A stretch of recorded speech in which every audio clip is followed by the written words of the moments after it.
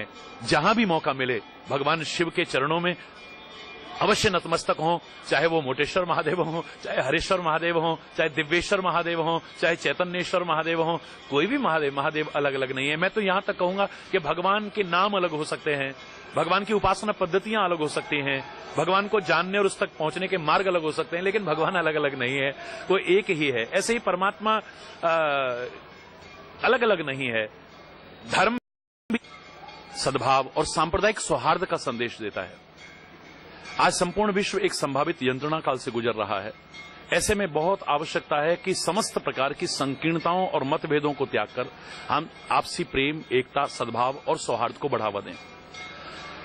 विश्व शांति के अग्रदूत हमारे प्यारे भारतवर्ष में आज अशांति दुर्भाग्यपूर्ण है। हम अशांति के घटक न बने, शांति का साम्राज्य स्थापित करने में अपना योगदान दें। भारतवर्ष में शांति हो और विश्व शांति का संदेश एक बार फिर भारत की इस पवित्र धरा से सारी दुनिया में पहुंचे। भगवान शिव का परिवार यदि हम ध्यान से देखें, गिने चुने सदस्य हैं, लेकिन किसी के रूप आपस में नहीं मिलते, किसी के खान पान आपस में नहीं मिलते, किसी के वाहन आपस में नहीं मिलते, यहां तक कि एक दूसरे के स्वाभाविक शत्रु इस परिवार में मौजूद हैं।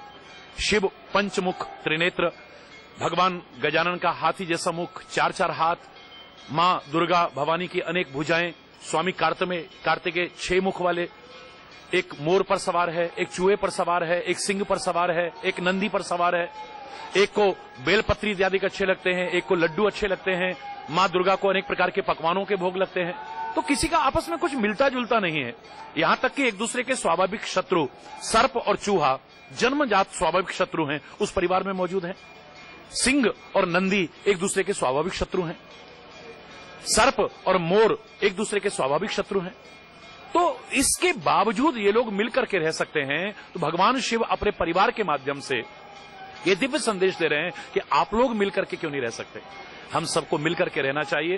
विभिन्न प्रकार की समस्याएं आती हैं राष्ट्र के सम्मुख, समाज के सम्मुख, हम उनका राजनीतिकरण न करके समाज हित और राष्ट्र हित को सर्वोपरि रखते हुए आपसी मेलजोल से सुलझाने का प्रयास करें।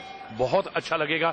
भारत जैसे पवित्र राष्ट्र में जहां विभिन्न अवतारों ने गाय की सेवा की हो, पूजा की हो, महिमा को प्रतिष्ठापित किया हो, वहां गायों की दुर्दशा और गौ हत्या जैसा निंदनीय जघन्य अपराध बहुत शर्मनाक है।